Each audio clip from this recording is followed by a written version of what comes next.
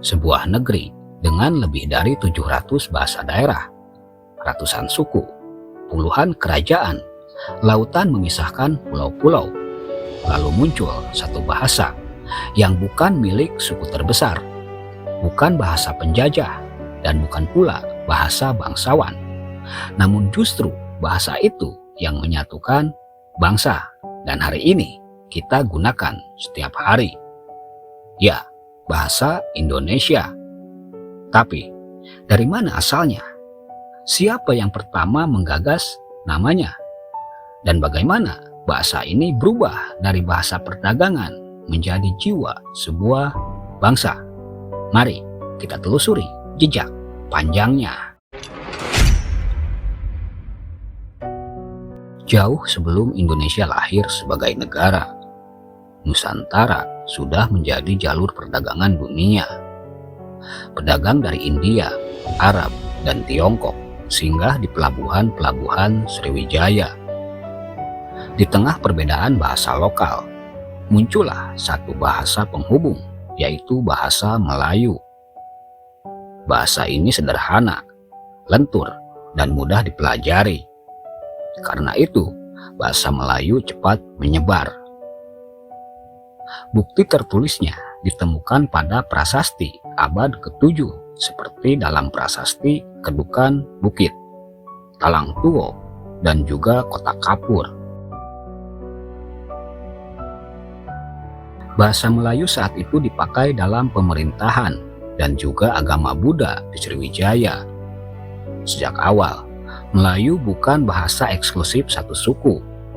Dia adalah bahasa pertemuan, bahasa yang lahir dari interaksi, bukan dominasi.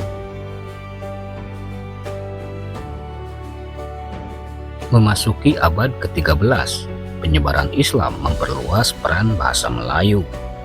Para ulama dan para pedagang menggunakan Melayu untuk berdakwah. Lahir aksara Jawi, huruf Arab yang disesuaikan untuk bahasa Melayu. Kitab agama, hikayat, syair, hingga surat-surat kerajaan ditulis dalam bahasa Melayu. Disinilah bahasa Melayu menjadi bahasa ilmu, sastra, dan juga diplomasi di Asia Tenggara.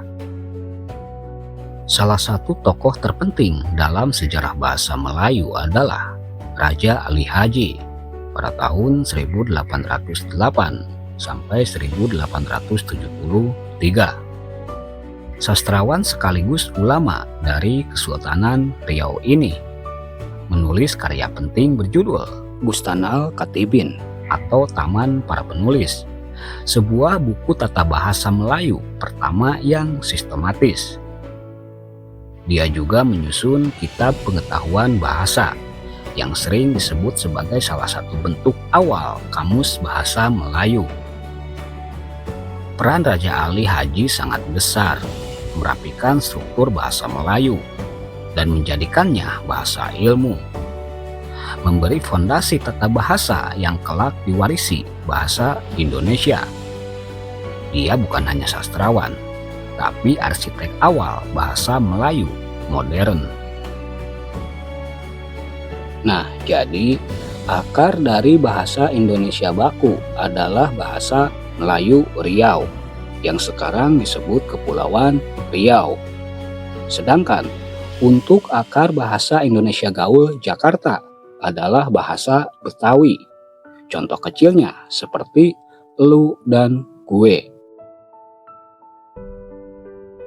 Dalam perkembangannya, bahasa ini mengalami perubahan akibat penggunaannya sebagai bahasa kerja di lingkungan administrasi kolonial dan berbagai proses pembakuan sejak awal abad ke-20. Saat Belanda menguasai Nusantara, mereka melihat bahwa bahasa Melayu sudah dipahami luas. Belanda lalu meneliti dan menstandarkan bahasa ini untuk pendidikan dan juga administrasi. Tokoh pentingnya adalah Charles Adrian van Ophuijsen. Pada tahun 1901, dia menyusun ejaan Melayu berhuruf Latin. Ciri khasnya adalah OE sama dengan U. Contohnya Soekarno, Soeharto, dan sebagainya. Kemudian TJ sama dengan C. Contohnya Cianjur, Cikampek, dan sebagainya. Lalu DJ sama dengan J. Contohnya jalan, jarum, dan sebagainya. Inilah yang menjadi dasar penulisan Melayu modern. Bahasa Melayu pun mulai dipakai di sekolah rakyat, surat kabar, dan juga buku bacaan. Tanpa disadari, bahasa ini sedang disiapkan menjadi bahasa masa depan bangsa. Kemudian, sebelum Sumpah Pemuda 1928, sudah ada pemikiran tentang bahasa persatuan sebetulnya. Tokoh pentingnya adalah Muhammad Tabrani atau M. Tabrani. Dalam Kongres Pemuda I pada tahun 1926, Tabrani mengusulkan agar bahasa persatuan tidak disebut bahasa Melayu, melainkan bahasa Indonesia.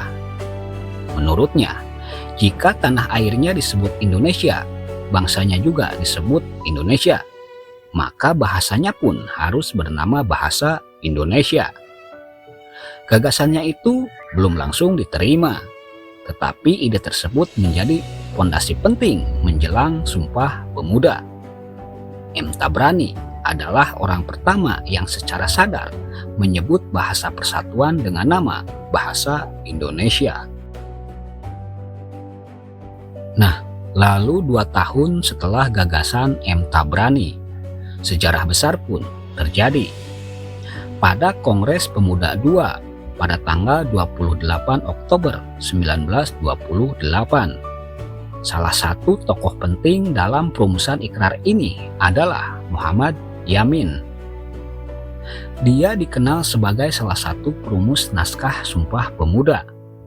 Dalam ikrar itu tertulis, "Kami, putra dan putri Indonesia, menjunjung bahasa persatuan, bahasa Indonesia." Disinilah istilah bahasa Indonesia resmi menjadi bahasa persatuan. Bahasa ini bukan lagi sekedar Melayu. Dia telah naik derajat menjadi simbol perjuangan nasional. Kemudian, setelah tahun 1945, bahasa Indonesia langsung ditetapkan dalam Undang-Undang Dasar sebagai bahasa negara. Tokoh-tokoh penting yang mengembangkannya adalah Ki Hajar Dewantara yang mendorong penggunaan bahasa Indonesia dalam pendidikan nasional. Kemudian, Sultan Takdir Ali Syahbana mengembangkan bahasa Indonesia sebagai bahasa modern, ilmiah, dan dinamis. Bahasa Indonesia mulai digunakan untuk pendidikan, hukum, politik, dan juga ilmu pengetahuan. Bahasa yang besar tentu saja membutuhkan kamus.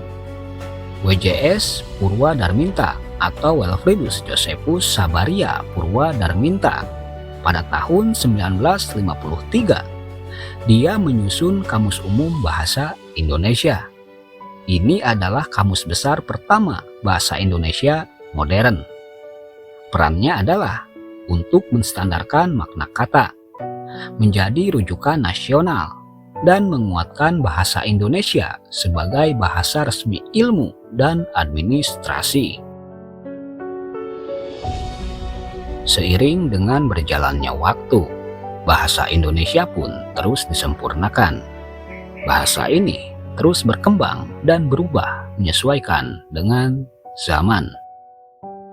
Kini, bahasa Indonesia digunakan oleh lebih dari 270 juta orang. Dia hidup di sekolah, film, lagu, berita, media sosial, hingga dunia digital.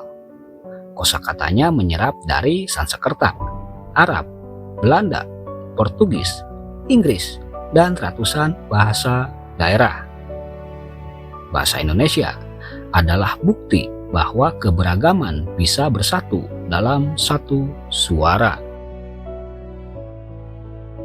Bahasa Indonesia lahir bukan dari penjajahan, bukan dari paksaan, melainkan dari kesepakatan dan cita-cita bersama. Dari Raja Ali Haji yang merapikan Melayu, M. Tabrani yang menamai bahasa Indonesia, dan Muhammad Yamin yang mengikrarkannya, hingga para penyusun kamus dan pembaru ejaan. Semua berkontribusi membentuk bahasa yang kita pakai hari ini. Setiap kali kita berbicara dalam bahasa Indonesia, berarti kita sedang meneruskan warisan sejarah panjang tentang persatuan di tengah perbedaan. Karena itu, menjaga bahasa berarti menjaga jati diri bangsa. Itulah tadi asal-usul bahasa Indonesia. Terima kasih sudah menonton dan meluangkan waktunya. Kita bertemu lagi di pembahasan berikutnya. Les Harian pamit dan sampai jumpa.